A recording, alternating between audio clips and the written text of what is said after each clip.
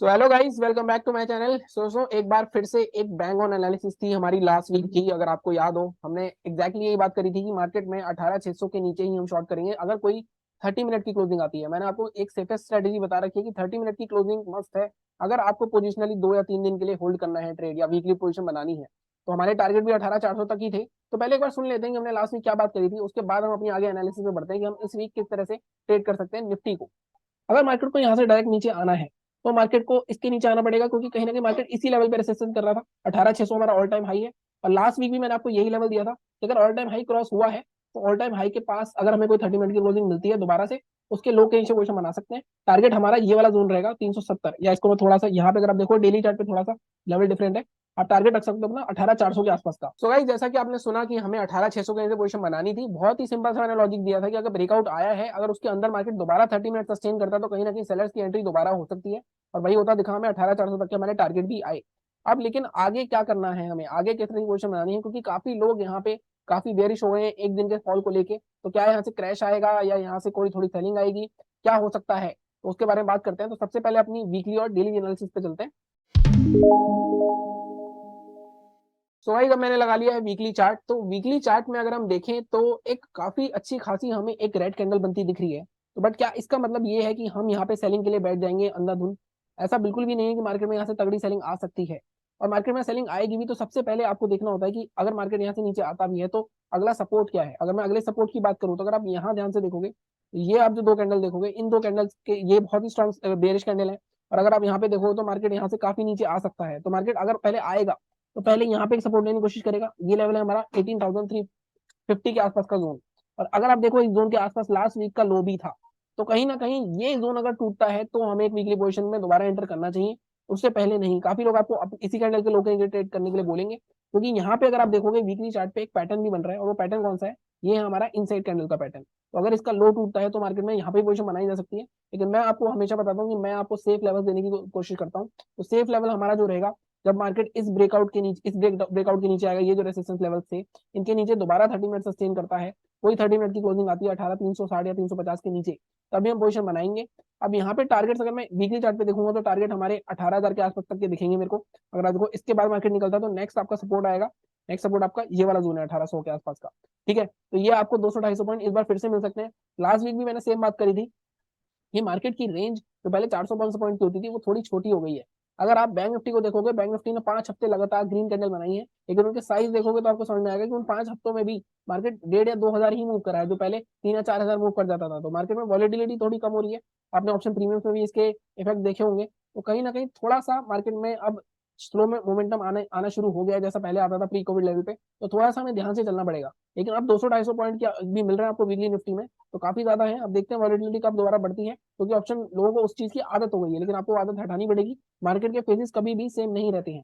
ठीक है, तो अभी मैंने आपको वीकली चार्ट पे सिर्फ एनालिसिस करके दिखाई कि हमें अगर पोजीशन बनानी होगी सेलिंग की तो 18,350 या 60 के ऊपर नीचे पोजीशन बनाएंगे। इस लेवल को अभी हम दोबारा से रिव्यू करेंगे जब हम डेली चार्ट पे जाएंगे, और आपके 1800 तक के टारगेट रह सकते हैं बाइंग अगर आपको करनी है तो। अब बाइंग के लिए थोड़ा सा क्रिटिकल है।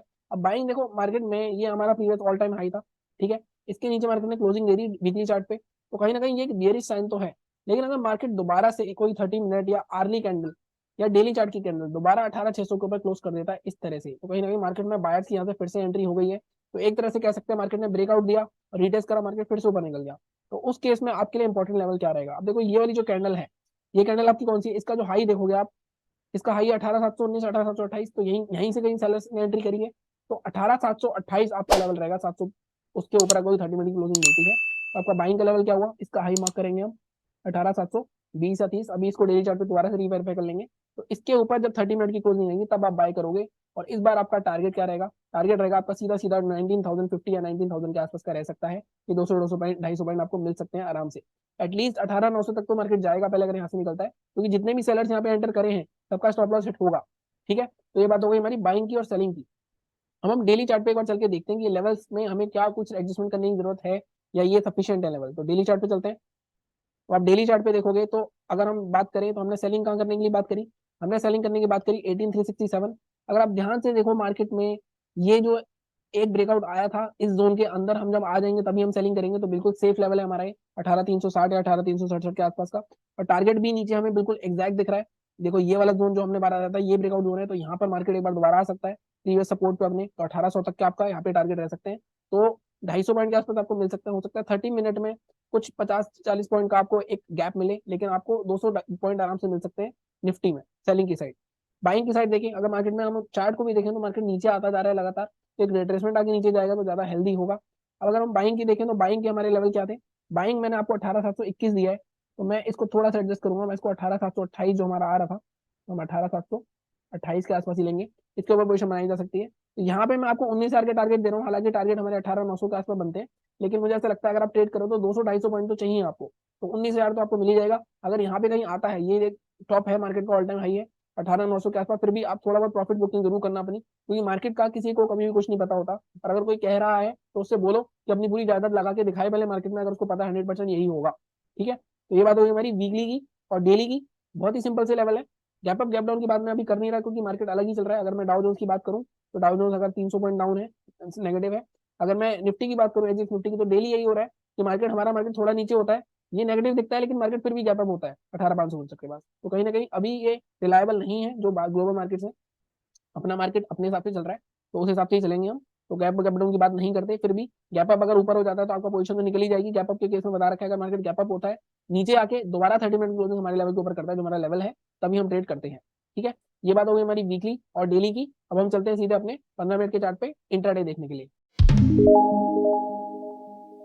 सो गाइस, इंट्राडे का चार्ट मैंने लगा लिया है 15 मिनट का, और इंट्राडे ट्रेडिंग थोड़ी सी कंपैरेटिवली इजी है पोजिशनल के को अगर हम हटा दें, क्योंकि आजकल, क्योंकि मैंने आपको एक स्ट्रेटेजी दी हुई है निफ्टी ट्रेडिंग स्ट्रेटेजी, उसके हिसाब से तो आई थिंक आपको डेली एक ट्रेड मिल जाता है। अगर आप देखो फ्राइडे को भी निफ्टी ट्रेडिंग स्ट्रेटेजी के हिसाब से यहाँ कुछ एंट्री बनी, आपको ऑलमोस्ट आपको 100 पॉइंट का मूव मिला होगा। हालांकि मैंने उसमें 40 या 50 पॉइंट ही बताए आपको, तो वो वीडियो जरूर देखना। साथ ही साथ अगर आपको पता है कि मेरे एनालिसिस करने का तरीका क्या है, तो आपको पता ही है कि मैं लेवल्स जो भी लेवल्स पे ज्यादा फोकस करता हूँ इंट्राडे पे, rather देन कि मैं क्या सपोर्ट है क्या रेसिस्टेंस है। ठीक है, अब हम ध्यान दें यहाँ पे, तो मार्केट में हमें एक चीज दिख रही है साफ साफ 15 मिनट पे, कि ये वाला जो जोन था, ये वाला जोन 18,560 का, ये जोन बहुत बार मल्टीपल टाइम टेस्ट हो रहा था, मार्केट इसको तोड़ नहीं पा रहा था, क्योंकि मार्केट ने जब इसको तोड़ा तो मार्केट अच्छा खासा नीचे आया। अब मैं यहाँ पे देख रहा हूँ नीचे में, लेकिन ये लेवल नहीं दूंगा आपको, आपको पता है मैं हमेशा एडजस्टमेंट करता हूँ कुछ, तो मैं आपको दूंगा ये वाला लेवल। आपकी जो सेलिंग बनेगी वो बनेगी यहाँ पे कहीं 18,527 के नीचे, इससे पहले नहीं। अब ऐसा क्यों? अब आप ध्यान से देखो, मार्केट में ये वाला जोन जो है पूरा चौपी जोन है, साथ में यहाँ पे अगर आप देखो काफी यहाँ पे मार्केट में रेसिस्टेंस आया है, कि मार्केट ने यहाँ से नहीं गिरा है, तो मार्केट ने जब ये लेवल तोड़ा है तब जाके नीचे आया है। मार्केट अगर इसके ऊपर आता है दोबारा से 527 के ऊपर, मैं आपको बाइंग का बता रहा हूँ, सेलिंग का नहीं, सॉरी। अगर मार्केट फ्लैट कहीं ऊपर होता है, इसके ऊपर दोबारा से एक कैंडल क्लोज करता है इस तरह की, और उसके बाद मार्केट थोड़ा सा यहाँ पे रिट्रेस करके दोबारा ऊपर निकलता है, तब हम बाय करेंगे। टारगेट इस केस में क्या रहेंगे हमारे, इस केस में टारगेट हमें अच्छे मिल सकते हैं, क्योंकि मार्केट में यहाँ बायर्स प्रेजेंट हो सकते हैं, साइकोलॉजिकल लेवल है। तो आपके टारगेट क्या रहेंगे, टारगेट आपका फर्स्ट रहेगा 18,572 के आसपास का। ये जोन क्यों, क्योंकि यहाँ देखो बहुत स्ट्रॉन्ग सेलिंग की कैंडल दिख रही है हमें, ये निकलता है अगर मार्केट तो इस रेंज में आ जाएगा दोबारा से, तो आपका इस रेंज का अपर रेंज 18,600 तक के आपके टारगेट दोबारा रह सकते हैं। 18,600 again previous all time high, बहुत स्ट्रॉन्ग रेसिस्टेंस है, लेकिन उसके लिए इस ट्रेड के लिए आपको मार्केट में यहाँ पे कहीं बाइंग होनी चाहिए, उससे पहले ही आप ट्रेड ले सकते हो, उससे पहले नहीं। अगर मार्केट गैप अप ओपन हो जाता है दोबारा इस 527 को नीचे तोड़ता है, तब मार्केट दोबारा नीचे आ सकता है। अगर आप मार्केट फ्लैट होकर नीचे जाता है, तब आप सेलिंग कहाँ करोगे, तो उसके लिए भी देख लेते हैं। तो आपके लिए उसके लिए सीधा सीधा ये लेवल है इंट्राडे में 18,400, पोजिशन में 355।